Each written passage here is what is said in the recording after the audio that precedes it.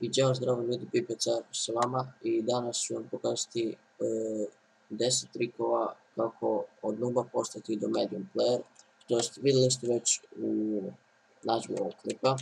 Tako, ovaj klip je za one igrače koji tek su počeli sa trendom, tako da ne bi baš preporučio onima koji dugo igraju to, samo ako su obolni.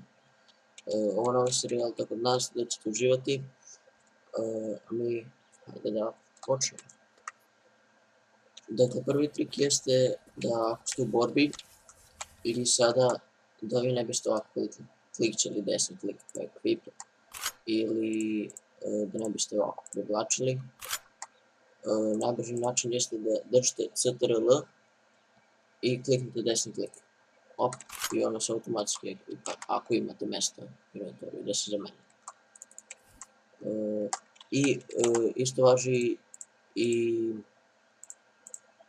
za CTRL levi klik, to je da automatski dropate item. Dakle, da sad vi ne biste išli ovako pa drop ili ovako pa drop, nego samo držite isto CTRL i ne kliknite levi klik nego desni. Ne kliknite desni klik nego levi klik ovako i eto ga dropa sa item. Isto to otprilike važi i za crate-ove, dakle ako hoćete nešto automatski da bacite u crate, samo držite CTRL desni klik. I ako hoćete nešto iz crate-a da vratite u inventory, da uzmete, isto CTRL desni klik. A ako hoćete nešto da dropate odmah na podu, da ne idete ovdje pa ovdje, tako nekako, sve što treba jeste da držite CTRL i levi klik. Ok ljudi, dakle isto to važi i za skillove, dakle da vi se ne biste ovako klikćeli da puđite, nego samo jednostavno ovako držite CTRL i kliknite levi klik i automatski vam nabuđi ako imate dovoljno skillova do kraja ili ako nemate dovoljno skillova sve skillove potroši pa dokle stignete. Tako da idemo sad na sljedeću stvar. Sljedeća stvar jeste chestovi, dakle ako hoćete da pravite bazu već i ako hoćete da pravite chestove, preporučujem vam, ako cepate drvo i to, da uzmete pine drva, jer su vam ona najbolja drva, jer imaju najviše mjesta. Dakle, ovdje vidite kolika je veličina, ovdje ovo je maple, manje mjesta i birch najmanje mjesta. A ovo naravno ima najviše, ali ona je od metala, tako da ne možete cepati drvet na pravi provod.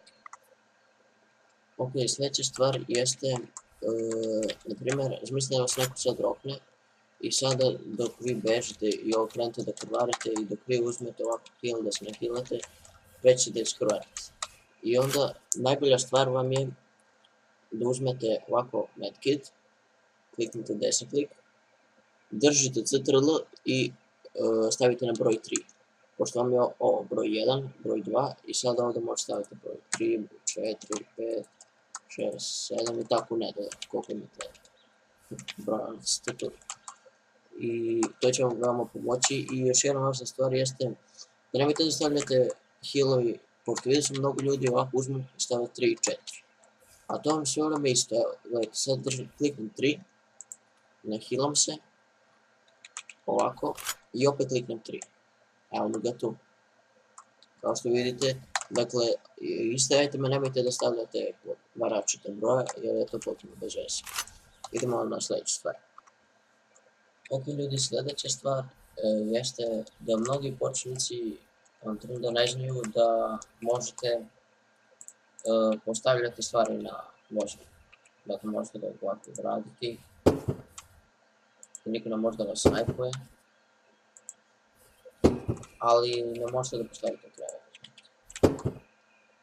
Ja ne možete, na primjer, da stavite ovako Body Wire, svuda onako protiv zombija. Također možete i ovo materijalno sve što ne postaviti. Da, možete i prvo staviti. Ovo je veliki hardware. Ali gledajte se. Dobro, nisam baš lepo postavio sandbag, ali nikto se ne bi mogu da otprilike, a zombija bi mnogo širi. Samo jedan zombi udari ostali. Ništa, samo jedan posle skip. Tako da, to je sljedeća stvar. Sljedeća stvar koju možda niste znali jeste da možete da uzmete i da postavljate ove zamke na putevima i kad kola prolaze izbušit će im se gume. To je otprilike u nekim skorim update-u izašlo, ali kao što vidite,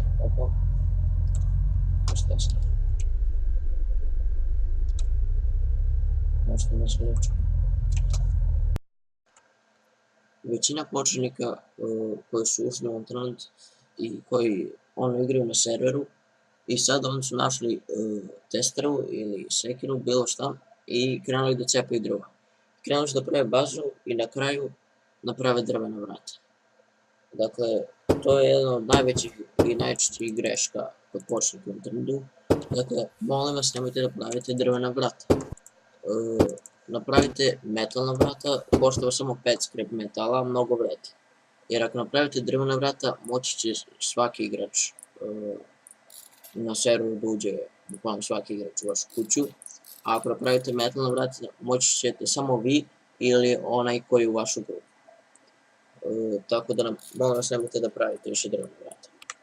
Metalna vrata vas koštaju samo 5 skrep metala, dakle uzmete bilo šta, kao u ovom mom slučaju GPS, i skrepate ga, dakle skupite 5 skrep metala, nebitno od čega, i napravite 2 metal sheeta i samo odete u barikade i scrollite na dole dok ne nađete metalna vrata i napravite ih, postavite i to je to.